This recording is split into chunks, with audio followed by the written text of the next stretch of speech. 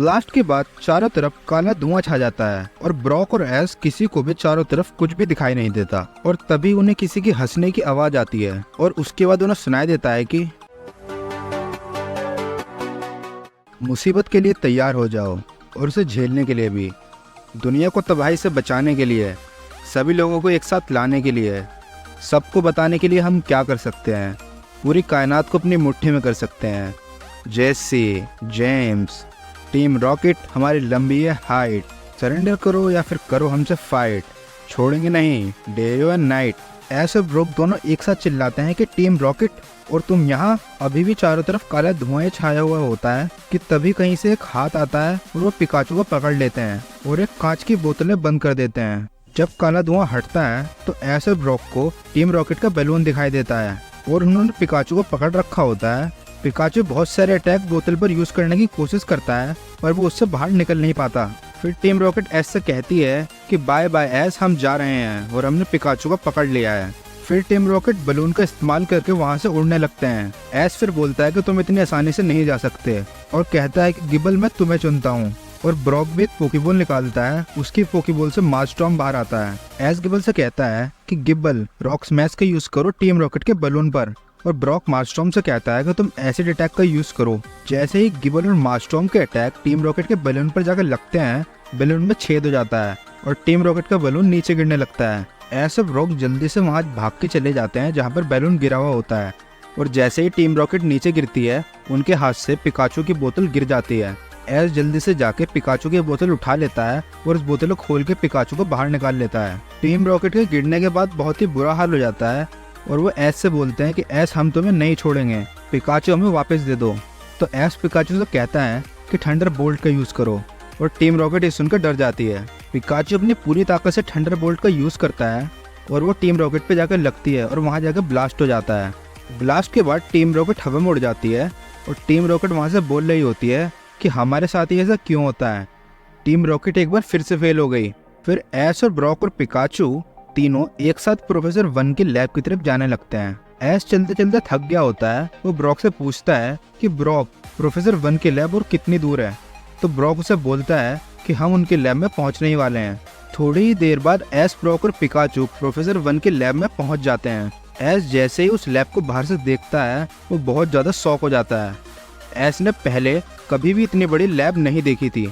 S Brock से बोलता है कि ये इतनी बड़ी लैब, क्या ब्रॉक ये पूरी प्रोफेसर वन की लैब है? तो ब्रॉक बोलता है हाँ एस, ये पूरी की पूरी लैब प्रोफेसर वन की लैब है। ब्रॉक एस को और बताता है कि प्रोफेसर वन की लैब पूरे पाल्डन रीजन्स में सबसे बड़ी लैब में से एक है।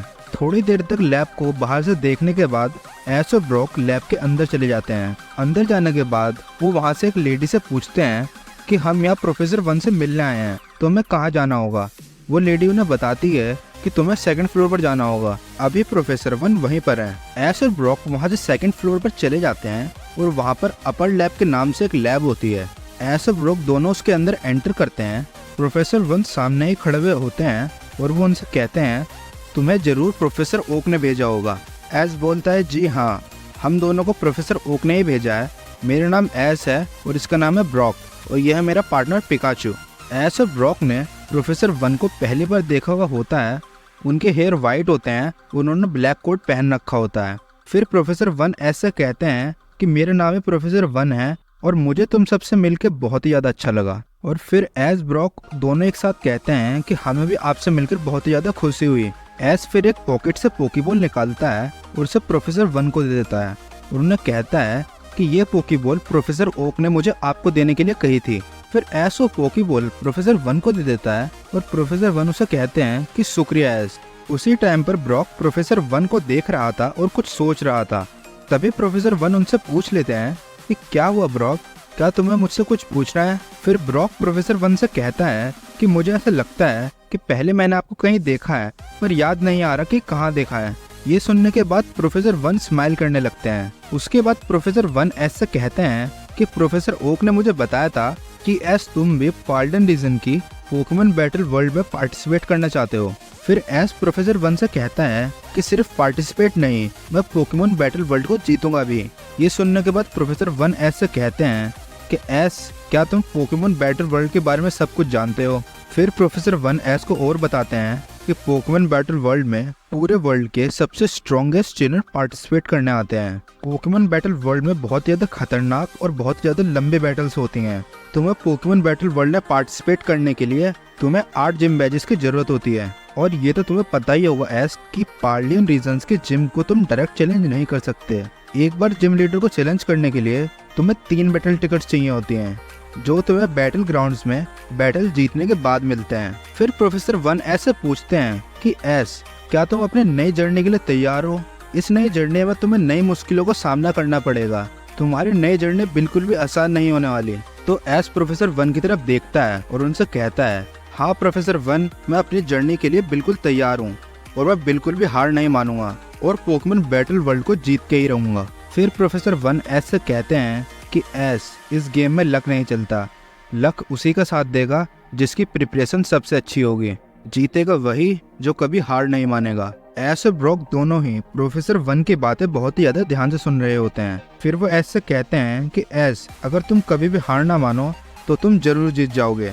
और तभी ब्रॉक एकदम से बीच में बोल पड़ता है कि हाँ प्रोफेसर वन, मुझे याद आ गया कि मैंने आपको कहाँ देखा था। प्रोफेसर वन और एस दोनों ब्रॉक की तरफ देखने लगते हैं। फिर एस ब्रॉक से पूछता है कि ब्रॉक, क्या याद आ गया तुम्हें?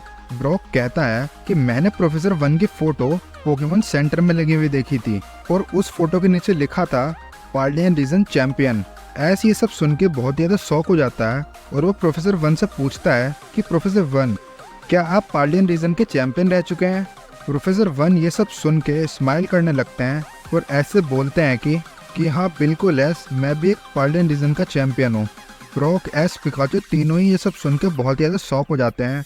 उन्हें अब तक ये नहीं पता था कि वो एक पार्लियन रीजन चैंपियन से बात कर रहे हैं। ये सब सुन के एस भी स्माइल करने लगता है और प्रोफेसर वन से कहता है कि प्रोफेसर वन, मैं भी पार्लियन रीजन का चैंपियन बनूंगा और पोकेमॉन बैटल वर्ल्ड को जरूर जीतूंगा। फिर एस प्रोफेसर वन से पूछता है कि प्रोफेसर वन, कि अगर मैं आपसे एक बात पूछूं तो क्या आप मुझे बता सकते हैं? फिर प्रोफेसर वन कहते हैं कि हाँ एस, क्यों नहीं, पूछो तुम क्या पूछना चाहते हो।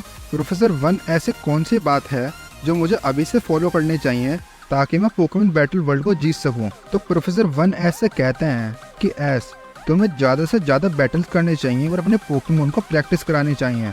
जितने ज़्यादा बैटल्स तुम्हारे पोकेमॉन करेंगे, तुम्हारे पोकेमॉन उतने ज़्यादा स्ट्रॉन्ग होंगे। फिर प्रोफेसर वन एस से कहते हैं कि एस, मुझे पता है कि तुम बहुत ज़्यादा स्ट्रॉन्ग हो और तुम्हारे पोकेमॉन्स भी, पर तुम्हें और ज़्यादा स्ट्रॉन्ग होने की ज़रूरत है क्योंकि पार्लियन रीजन्स में तुमसे ज़्यादा स्ट्रॉन्ग ट्रेनर्स भी हैं जो तुम्हें हरा सकते हैं। ये सब सुनने के बाद प्रोफेसर वन से एस पूछता है कि प्रोफेसर वन, क्या आप मेरे से अभी एक बैटल कर सकते हैं? प्रोफेसर वन स्माइल करने लगते हैं और एस से बोलते हैं कि एस, तुम मेरे से जीत तो नहीं पाओगे, पर चलो तुम बैटल करना चाहते हो तो एक बार बैटल कर लेते हैं।